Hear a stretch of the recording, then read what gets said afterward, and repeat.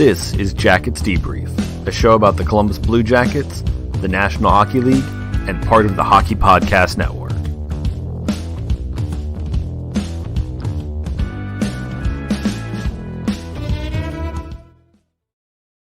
Welcome back to the midweek show where we start with cats trying to kill people.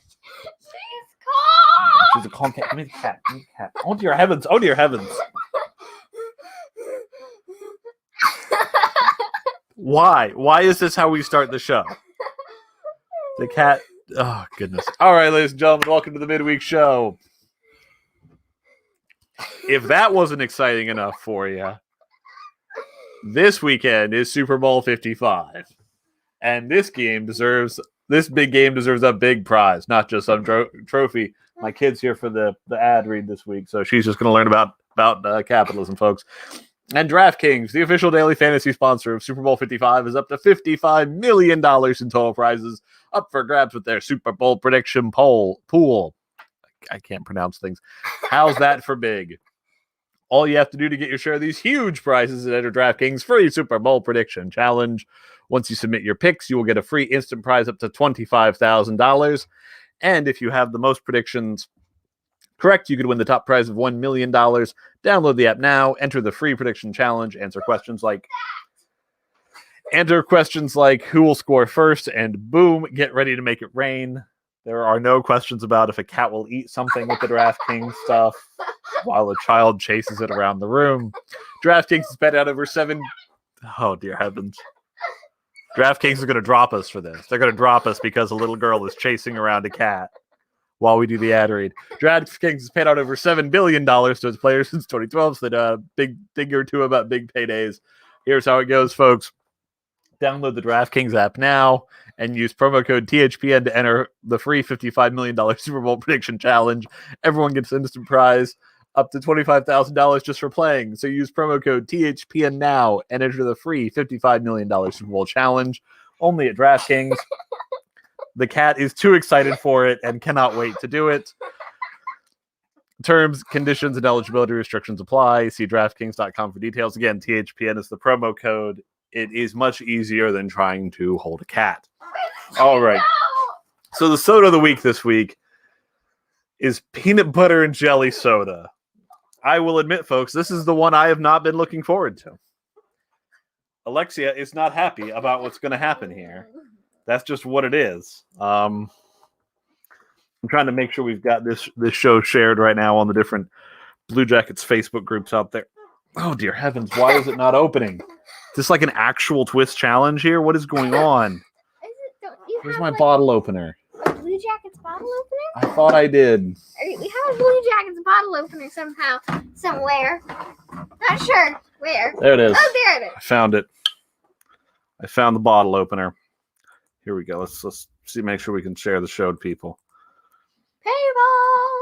People need people.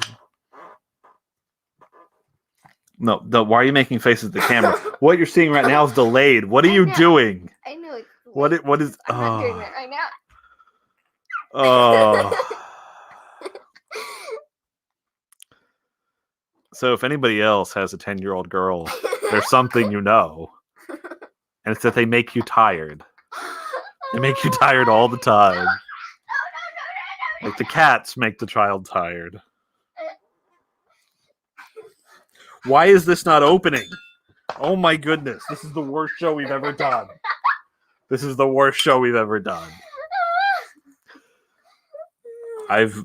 goodness. All right. Yeah, don't be bad no more. Open up, you stupid soda. We almost got it. Getting there. And oh my goodness, how? try the other side. There we go. All right. We did it. It doesn't smell bad. Give it a smell. Give it a smell. It smells like poisonous cabbage. That doesn't smell like poisonous cabbage. What's wrong with you, child? It smells like poisonous cabbage. It doesn't smell anything like poisonous cabbage. It smells like poisonous cabbage. Oh, dear heavens. No, cat, don't step on those important papers!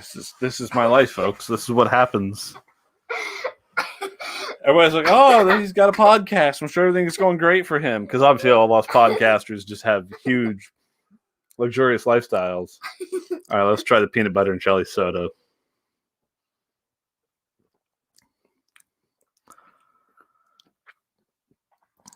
Oh, that is not good.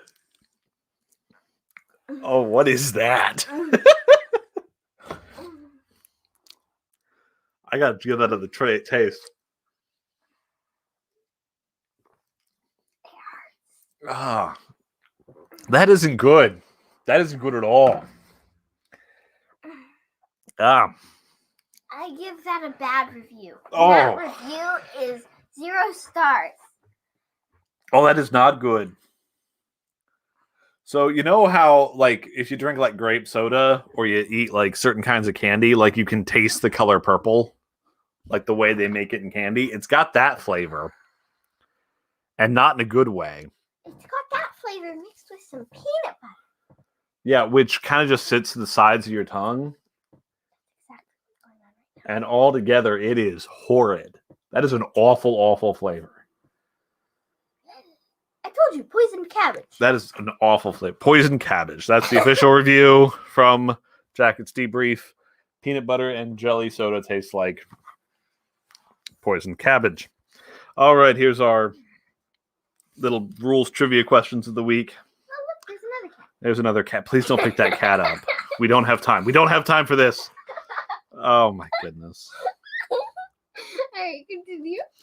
In a regular season game, if regulation time ends 4-on-4, how many players will be on the ice when overtime starts? 5?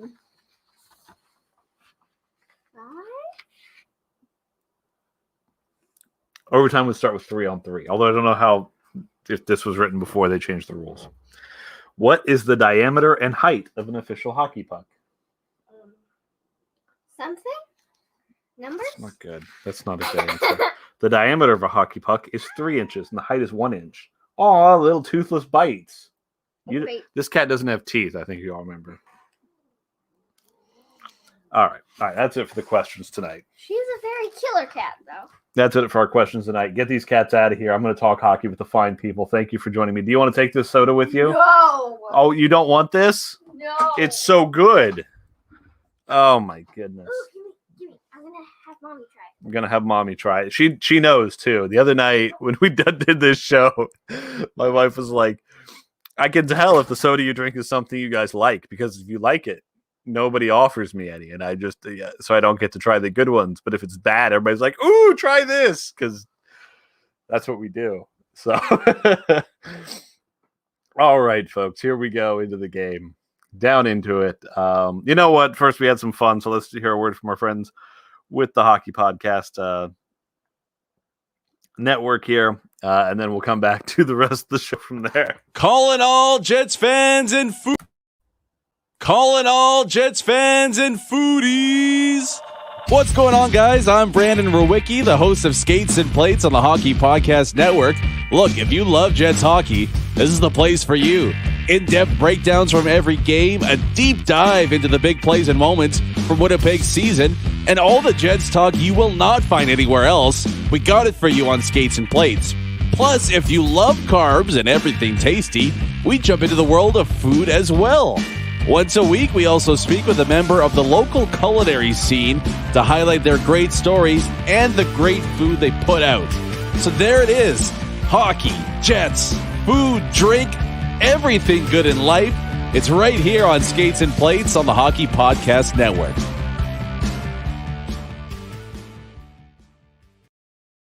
All right. I'm going to start today a little different. Normally, I jump right into the Blue Jackets. There's a lot of Blue Jackets stuff to talk about, but I feel like I've got to talk about something else today. So in the last few days, we have now got where we have COVID outbreaks for the New Jersey Devils, the Buffalo Sabres, and the Minnesota Wild. All three of those teams are now going to be seeing prolonged periods of time of postponed games. The NHL is now up to 22 postponed games for the season. It's not great, folks.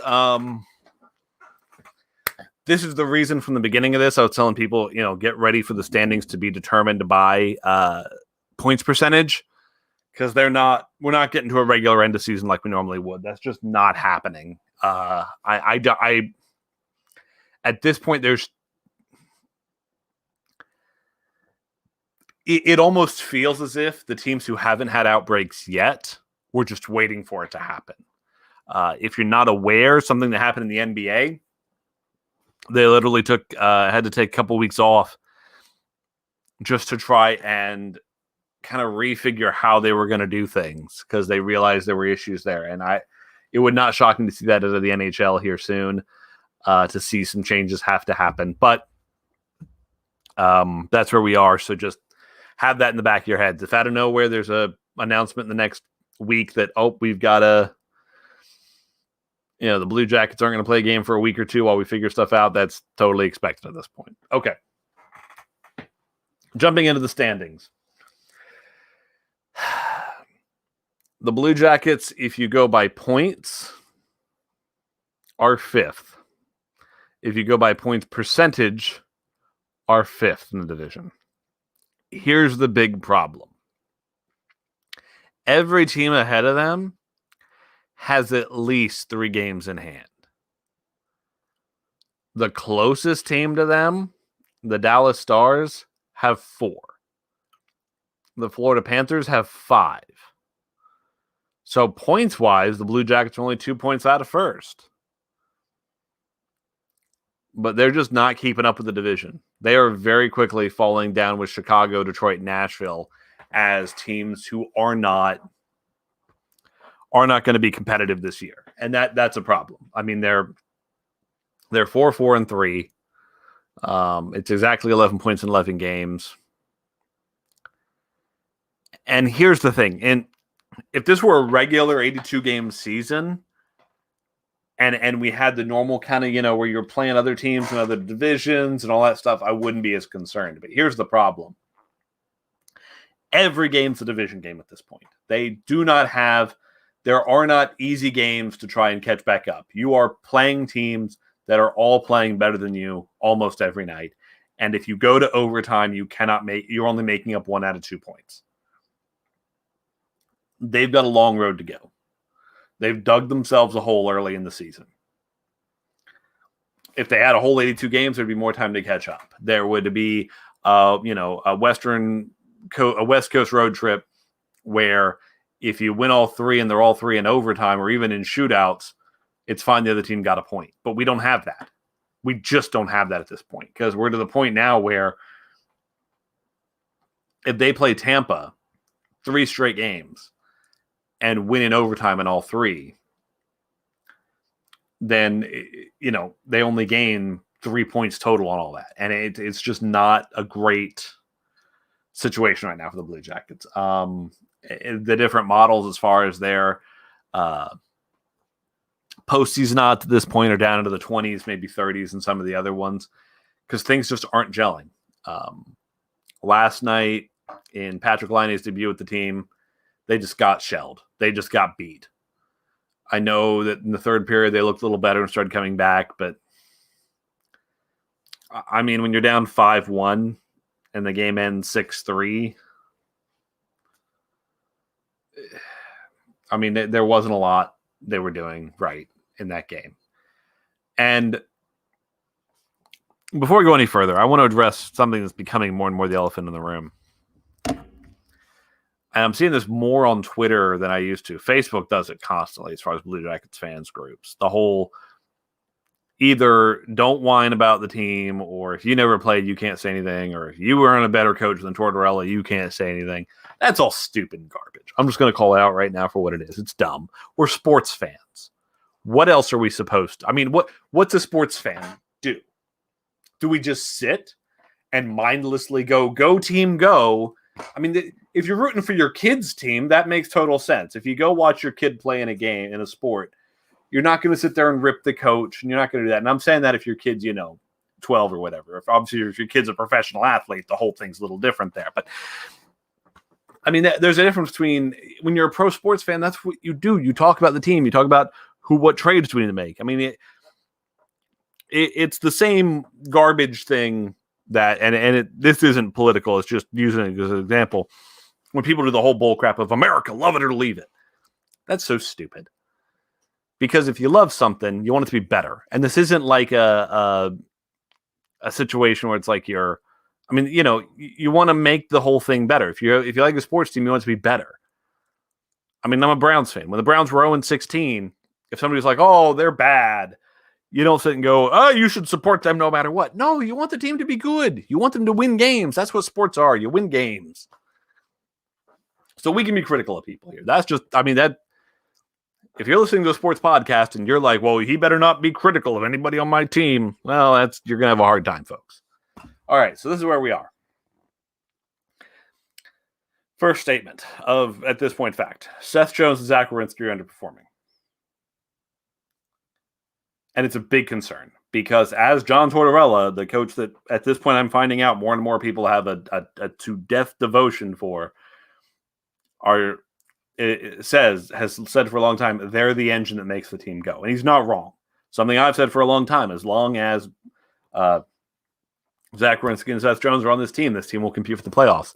They won't if they keep playing like this.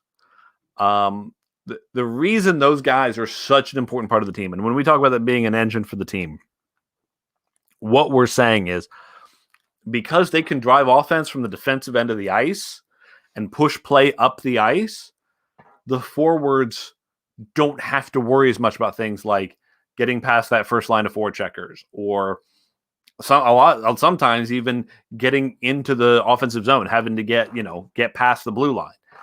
If the defense is doing a lot of that work for them, or if the defense is getting past that first line of forecheckers, then when that second line of forecheckers come up for them, now the defense can send it up to the forwards, and now the forwards are just left with the defensemen. A lot of times, if you're down to just two defensemen, they drop back to that. They don't stand at the blue line. They'll drop back to the goal, and then your forwards can establish entry. Seth Jones and Zach Werenski are just getting completely shelled. It just kept getting held into their own zone. And that's a problem.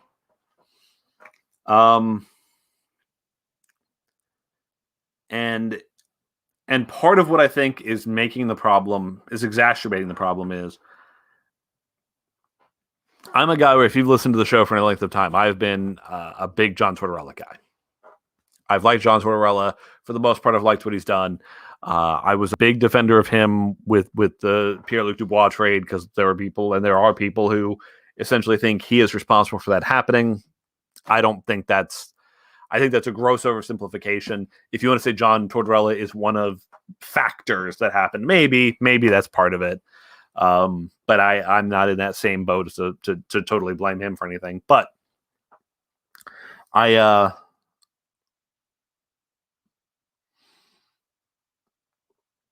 when I look at this,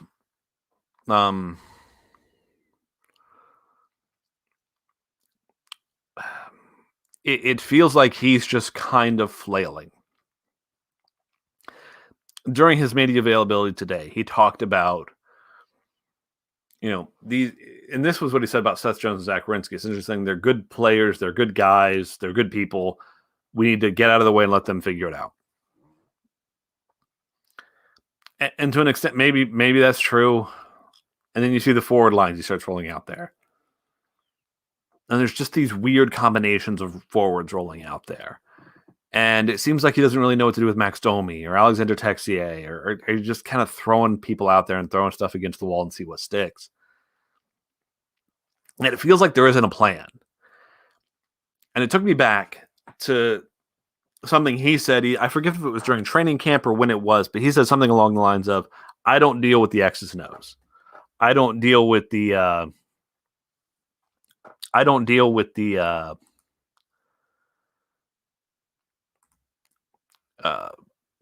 leave that to the assistant coaches. I don't do the X's and O's. I've got other things to deal with, which by that, I think he means there's kind of maybe communication things on the team or other things. But then during today's press conference, he says, if I thought the problem was motivation, if I thought guys weren't going out there and trying, we'd have a much bigger problem and there'd be other things we have to do. And he's like, that's not the problem. They're all trying hard. So this is what confuses me at this point, it's obvious the problem the team has is scoring. And Tortorella is telling us that's not a motivation problem. These guys are playing hard and they're working hard, and I don't doubt it. I think the one thing that I think is nearly impossible to argue. If anybody argues this, I think they're not being fair. The one thing John Tortorella can be unanimously agreed on he has done is he has instilled in this team a sense of work ethic, and he's pushed these guys into a certain culture of we're going to work hard, we're going to fight, we're going to be the toughest team there is to play against. That is something he has done without any doubt in my mind. He's done that. But if the problem is we're not scoring goals and we haven't scored goals and our power play isn't good at goals, and the problem, and we know that the guys are playing hard, aren't we kind of starting to think, well, this is an X's and O's problem? I mean, I'm somebody who's sat back before and talked all about how there's issues with how we can have issues with you want to make sure you have a good culture and all that, but you also just need to know how to execute. And it seems like somewhere along the way, whether in the planning of this team, whether in the execution, whether in the game plan, somewhere there is just a lack of knowing how to execute the situation. And I don't understand why, and maybe this has changed in the last few days and I didn't know, but there's no ability, it seems, for the coaching staff to look at what's happening on the field, say, that's a problem, I need to fix it. Drawing a comparison this year, I've said it, I think I said it earlier in the show, I'm a big Browns fan. The Browns, in the first half of their season, were doing pretty well. But their quarterback, Baker Mayfield, was throwing quite a few interceptions. Now, some of those were on him. He was making some bad choices. But whenever they'd ask him about the game, the head coach would always say, those are on me. I put Baker in a bad situation. Then in the second half of the season, Baker Mayfield throws a lot fewer interceptions. And there were some differences in the play calling. The coach said, I have to figure out how to adapt to make this work better. And I don't think we're seeing any of that out of John Tortorella. I don't think we're seeing any of that out of him. And that's my big problem where John Tortorella is right now. I'm going to try this soda again because heaven help me, I need something right now. Oh, that's not good. Oh, it got worse. Oh, that's so bad. Oh, anyway. That's not right.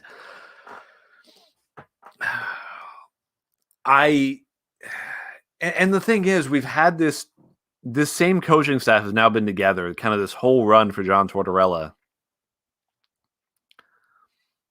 And we're still experiencing the same problems. At a minimum, I expect there to be a shakeup in the assistant coaches this offseason.